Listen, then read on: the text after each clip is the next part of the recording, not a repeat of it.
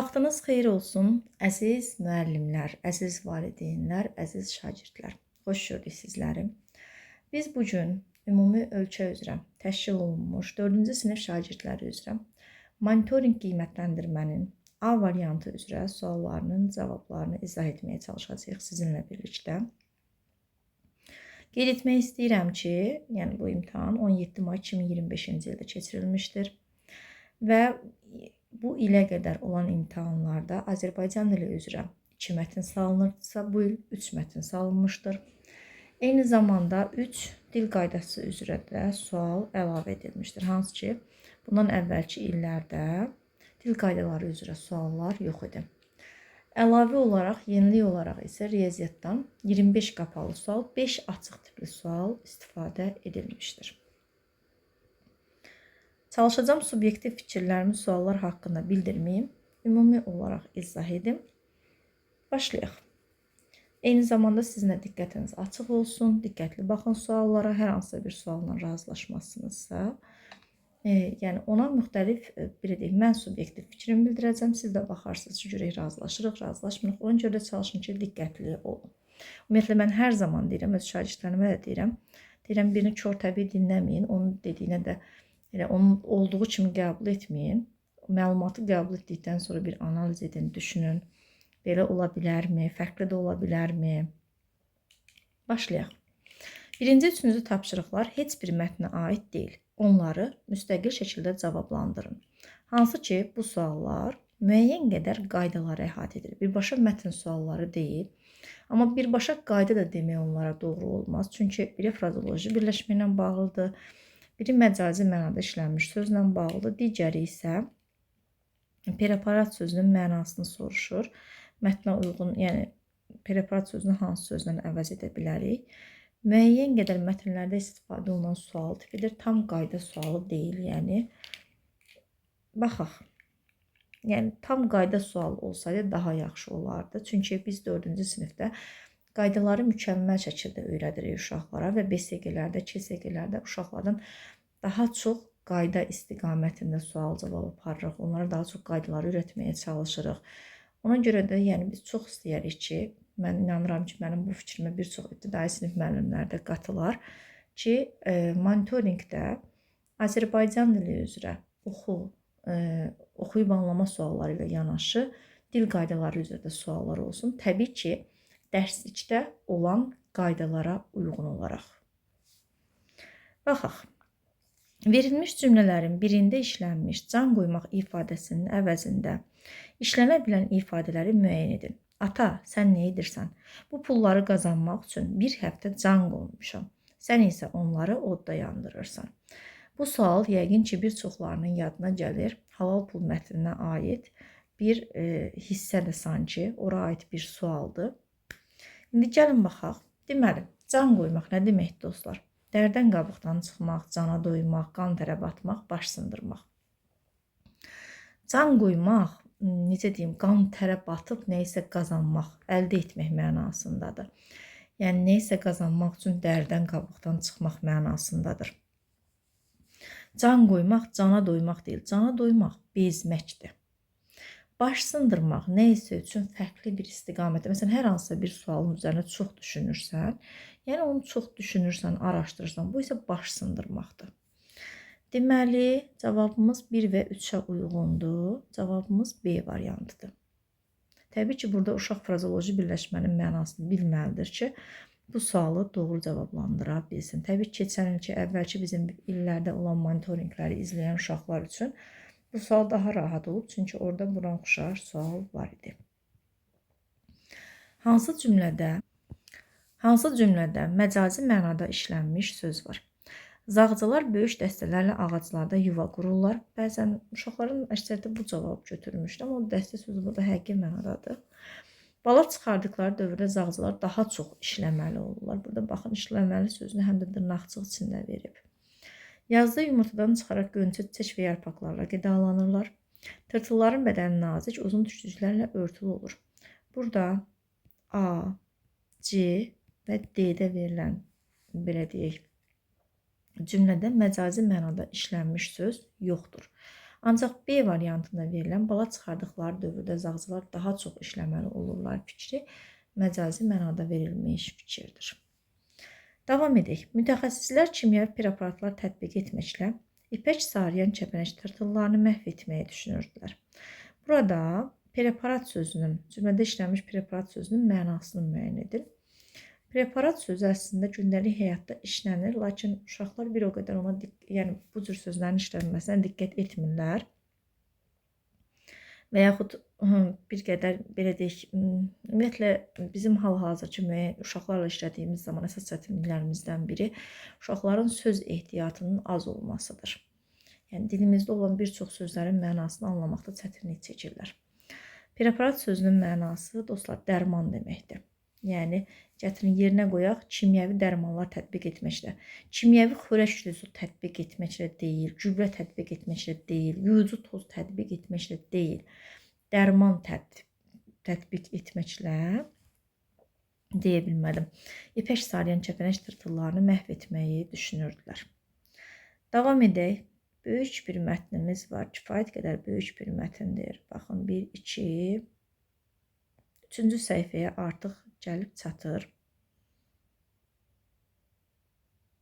Yəni, bu qədər böyük mətn salmaq bir qədər uşaq üçün yorucu ola bilər. Nəzərə alaq ki, bu imtahandır. Bəli, 2 mətn salınsaydı, biraz böyük olsaydı demək olardı. Amma 4-cü sinif şagirdi üçün imtahanda bu qədər böyük mətn salmaq uşaq üçün bir qədər yorucu ola bilir. Düzdür, mətn özü asan mətndir. Mətn olaraq çətin mətn deyil. Amma müəyyən fikirləri, axı uşaq onu axıra qədər oxumalıdır. Oradan müəyyən qədər onu anlamalıdır. Təkrar bir də oxumalıdır onu. Oxuyaq. Qovaq ağacı. Tural belini aşağı əyib, yassı daşı ehtiyatla yerə qoydu. Sonra qamətini düzəltdi, daşı göstərib, bax, bu bizim üçün ocaq qabıdır, dedi. Doğrusu, uşaqlar ömründə ocaq qabı sözü eşitməmişlər və bu qabın nəyə lazım olduğunu da bilmirdilər. Tural isə gözləyir ki, bu kəşfinə görə onu ürəkdən təbrik etsinlər. Amma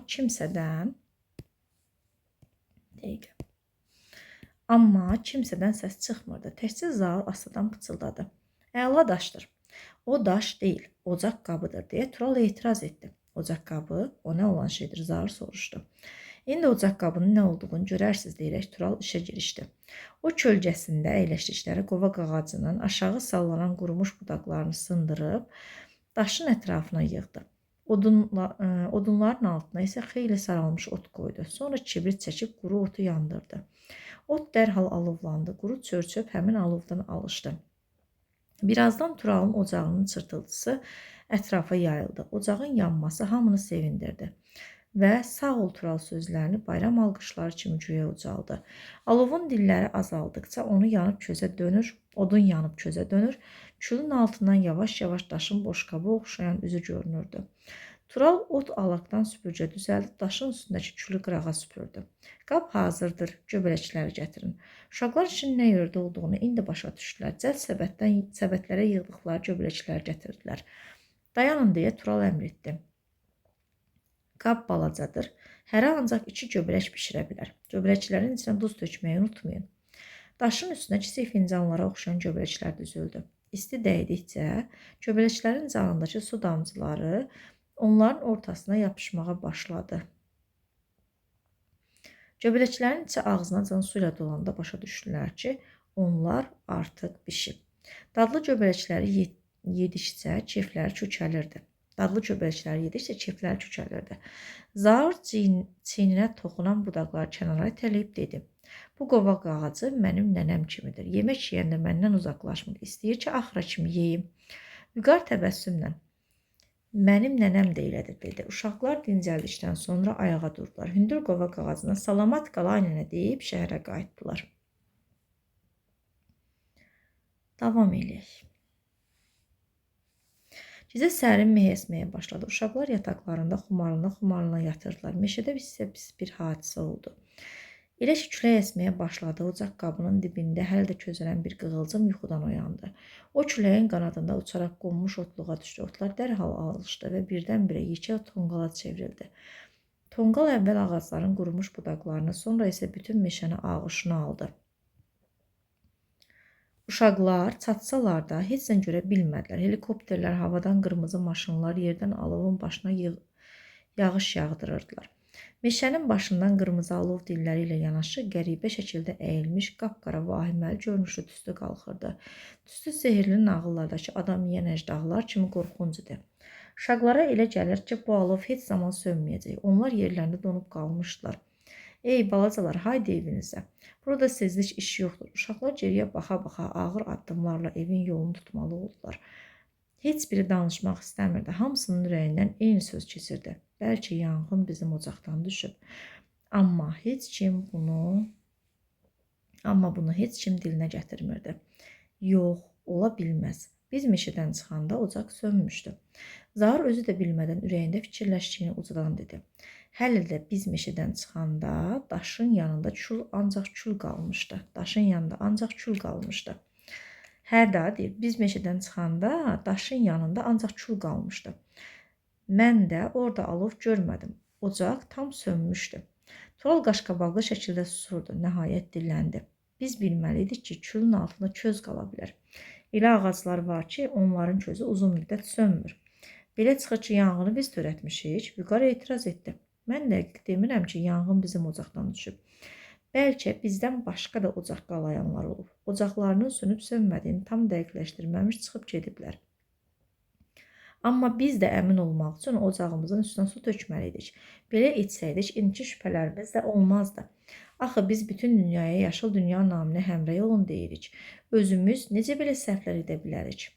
Onlar səssiz-səmirsiz ayrıldılar. Böyüklərin fədakarlığı ilə söndürülən yanğın uşaqların qəlbindəki sevinç duyğularını dondurmuşdu. Davam edirik. Həyat əvvəlki qaydasına düşmüşdü. Kür yenə xoşbəxt axır. Yanğının ağzından biraz böyüdək. Salamat çıxan ağaclar yarpaq-yarpaq rəqs edirdi. Uşaqların isə ürəyindən meşəyə getmək keçirdi. Onları nənənin vəziyyəti maraqlandırırdı. Yenə də təşəbbüskar Tural oldu. Uşaqlar birbaşa ocaq qaladıqları yerə gəldilər. İlahi, qovaq ağacı nə vəziyyətə düşmüşdü. Budaqları yanmışdı. Gövdəsi qapqara idi. Zaur göz yaşlarını saxlaya bilmədi. Vüqar budaqlarını və gövdəsini qara kül basmış ağaca baxa-baxa qaldı. Üst başı qapqara olsa da qovaq döyüşdən qalib çıxmış qazilər kimi məğrur dayanmışdı. Yuxarı budaqlarında isə ara-sıra yaşıl yarpaqlar görünürdü. Yox, o yaşayır. Yaşıl yarpaqlar görən Tural təəccüb dolu sevinclə qışqırdı və eyni həyəcanla uşaqlar, biz ona kömək etməliyik dedi. Tural bu söz deyəndə Zaur xəyalını nənəsi ilə danışır. Nənəsi onu yeməyə çağırır. Zaur isə yox, heç nə istəmirəm deyə dartınırdı. Zaur, nə dediyimi eşitdin? Turalın səsi cingildədi. Yox, neyini eşidirsən? Ağaca çoxlu su vermək lazımdır, özünə gəlsin. Bax, bu gözəl təklif idi. Uşaqlar dərhal evə qayıtdılar. Hərəsi bir vedrə götürüb geri döndülər. Onlar inanırdılar ki, qovaq yenidən yaşıllaşacaq. Mətni nəhayətcə oxuyub bitirdik. İndi isə gəlin suallara baxaq. Deməli, 4-cü sualda qeyd olunur ki, mətnin məzmununa və hekayə xəritəsinə əsasən səhvləri müəyyən edin. İndi baxın, bu hekayə xəritəsində biz bir-bir mətnə qayıtmalı və uyğun cavabları müəyyən etməliyik. Göbələklərin bişirilməsi gündüz şəhərdə. Hadisənin baş verdiyi məkan şəhər deyildi. Yanğın gündüz meşədə. Yanğın gündüz mü baş verirdi, yoxsa gecə mi baş verirdi? Deyir ki, burada necə görünürdü? Meşənin başından qırmızı alov dilləri, uşaqlar meşəyə çatdılar. Gecə sərin meh əsməyə başladı. Uşaqlar yataqlarında xumarlan yatırlar. Meşədə isə pis bir hadisə oldu. Deməli, həmin hadisə gecə baş verib, gündüz baş verməyib. 2 səhvdir, 3 səhvdir burada. Deməli, cavabımız olacaq D variantı. Hadisə göbələklərin bişirilməsi və yanğın ola bilər. Baş verdiyi zaman gündüz ola bilər. Meşədə baş vermiş ola bilər. Yerdə buna uyğundur.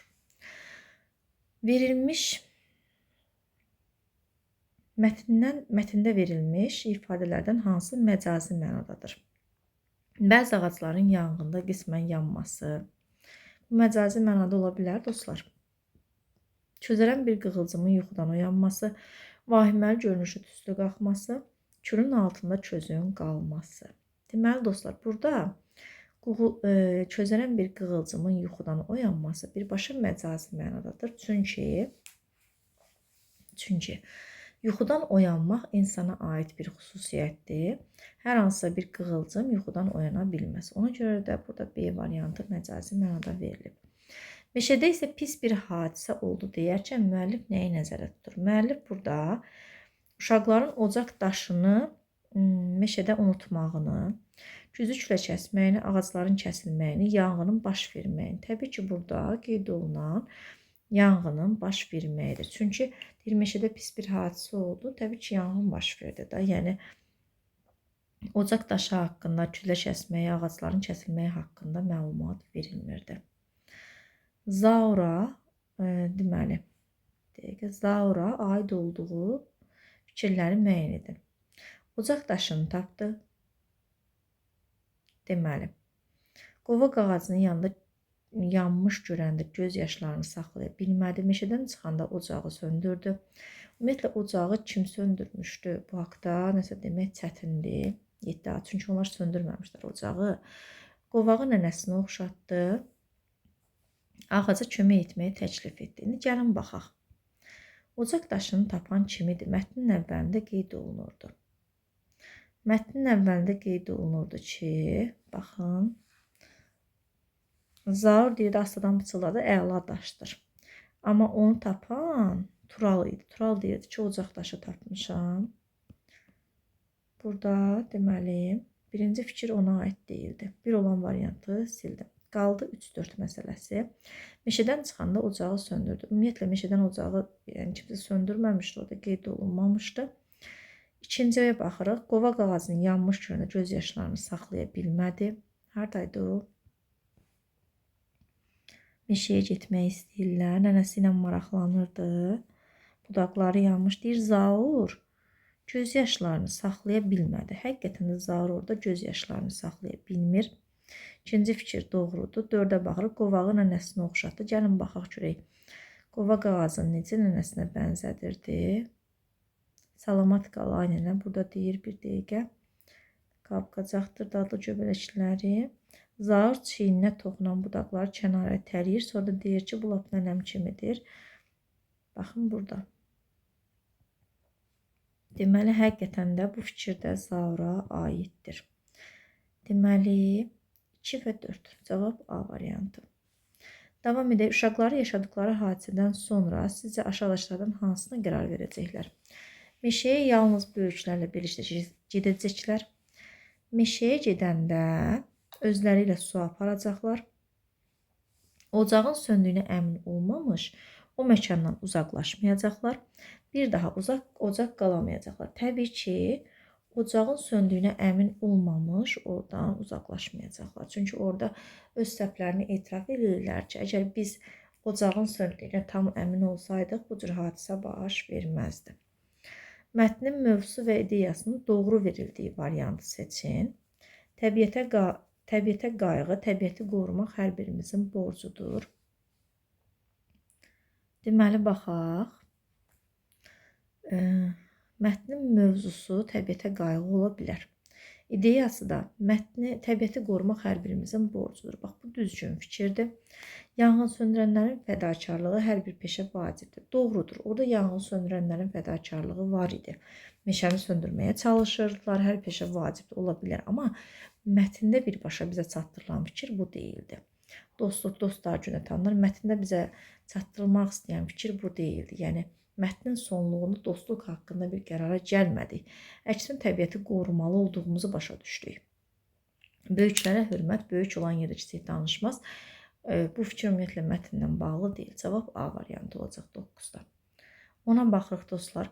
Onlar inanırdılar ki, qovaq yenidən yaşıllaşacaq. Fikrinin əsaslandırılması hansı variantda doğru verilmişdir? Ağacın budaqlarını və gövdəsini qara küldən yuyub təmizləyəcəklər və ağac özünə gələcək, yaşıllaşacaqdır. Sonra yuxarı budaqlarını, baxın, onlar inanırdılar. Onlar necə oldu ki, inandılar ki, qovaq yenidən yaşıllaşacaq. Deyir, yuxarı budaqlarında ara sıra yaşıl yarpaqlar görünürdü və uşaqlar inanırdılar ki, çoxlu su versələr o yaşıllaşacaq. Bax, bu birbaşa mətndə verilmişdi. Mətndə verilmişdi ki, Əgər onlar, bax deyir ki, gedək su gətirək deyir o. Sonluqda deyir ki, yaşıl yarpaqları görən Tural təəccüb dolu sevinclə qışqırdı və eyni həyəcanla uşaqlar biz ona kömək etməliyik deyir. Gedək su gətirək, ona qulluq eləyək, davamını xatırlayırsınız da dostlar, düzdürmü? Deməli. Həqiqətən də harda qalmışdıq? Hə, onlar ağacın üzərində yaşıl budaqları görürlər, yaşıl yarpaqları görürlər və inanırlar ki, çoxlu su versələr, o yaşıllaşacaq, o yenidən yaşayacaq. Buna inanırdılar. Yanğın söndürənlər lazım tədbirlər görmüşlər, çünki qovaq ağacı zədələnmişdi. Bunlar bu fikirlə bağlı deyil. Onlar etmişlər bunu, ancaq birbaşa bu fikirlə bağlı deyil. Çərçivədə verilmiş hissəni hansı yarımbaşlıqla adlandırmaq olar? Çoxlu su, peşmançılıq, zarın göz yaşları, o yaşayacaq. Baxın, burada həyat əvvəlki qaydasına düşmüşdür. Kür yenə xoşbəxt axırdı. Yanğının ağzından salamat çıxan ağaclar yarpaq rəqs eləyirdi. Deməli, sonluqdur da. Burada əsas bizə çoxlu su, peşmançılıq və zarın göz yaşları, o yaşayacaq. Ən uyğun başlıq biz burada seçə bilərik. Peşmançılığı biz burada yox, bundan əvvəlki abzasda görmüşük. Orada uşaqlar peşman olurlar, bir-birlərini qınayırlar, ocağı söndürmədikləri üçün. Zarın göz yaşları var, amma birbaşa bütün, belə deyək, həmin hissəni əhatə etmir. Çoxlu su verirlər, amma bu da o hissəni bütöv əhatə etmir. Amma o yaşayacaq, orada baş verən bütün hadisələri sanki bir cümlə ilə bizə çatdırır. O yaşayacaq. Çünki orada uşaqlar gedirlər ki, palıd ağacına baş çəksinlər. Palıd ağacı idi deyəsən, yoxsa çınar ağacı idi. Bircə dəqiqə. Hə, yəni ağaca yenidən baş çəkməyə gedirlər, düzdürmü?